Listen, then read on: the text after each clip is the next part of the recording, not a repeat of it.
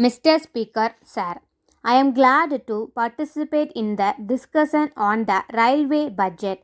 We have been hearing several interesting points raised by the honorable members during the last 2 days. The honorable member who initiated the discussion from the other side made an appeal for increased allocation for the railways in the sixth 5-year plan. I think this is the crux of the matter. There are so many demands made on the railways, and there are so many problems that they have to face, but they cannot do so if they have not sufficient money.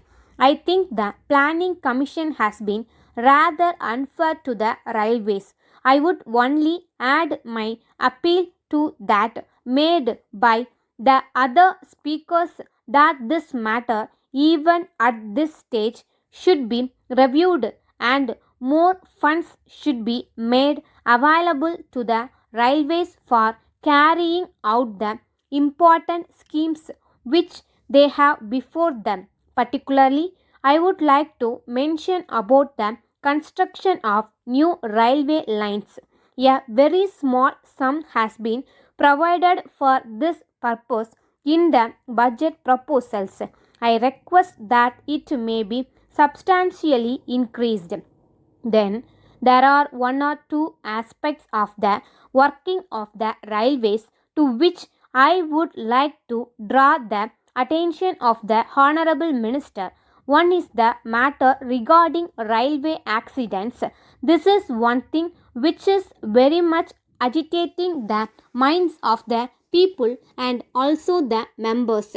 There is a feeling that travel on the Indian railways has become very unsafe. I am aware that the Honorable Minister himself is very much concerned about it, and he has already indicated in his speech the measures which he proposes to take in order to prevent them. But there are also other factors which lead to accidents that need to be looked into. It is not only due to the negligence of the drivers or other railway staff, but there are some other factors also, like the failure of the brakes and various other things.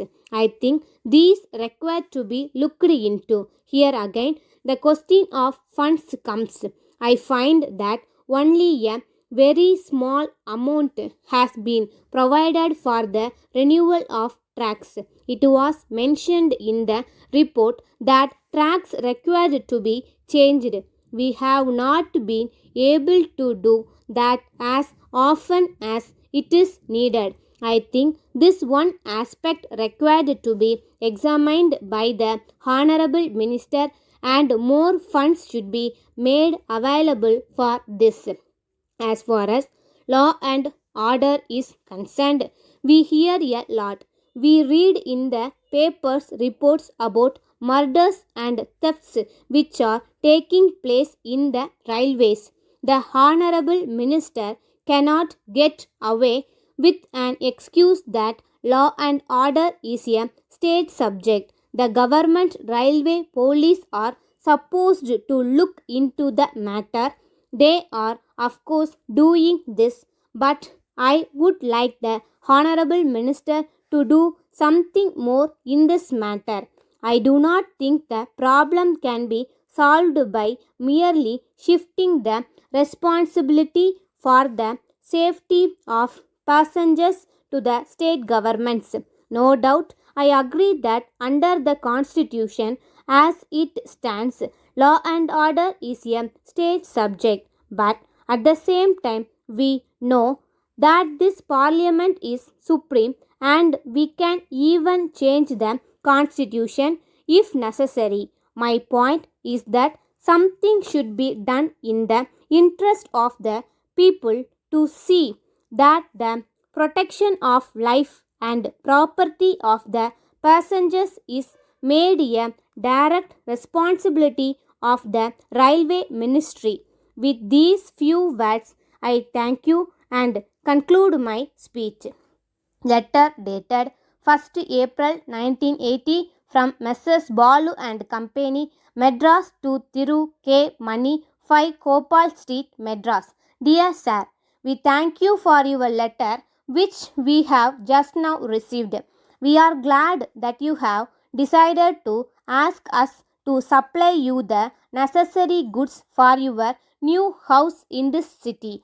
We find from your letter that you are anxious that the goods supplied should be of good quality. We hope that we shall be able to satisfy your requirements.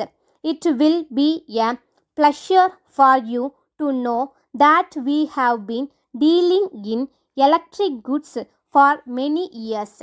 We think you will be glad to know that if you are able to find any defect in the article supplied by us, we shall be pleased to replace it immediately. In fact, there has been no complaint from our customers. We would like to inform you that we shall undertake any electric work. You may kindly note that it is not necessary to make any advance payment to us for this purpose. We assure you that if you can give the work to us, we shall be able to do it satisfactorily. As soon as we receive the orders from you, it will be possible for us to take necessary steps in regard to the matter. In the circumstances, we hope that we shall receive your orders at an early date. Yours faithfully,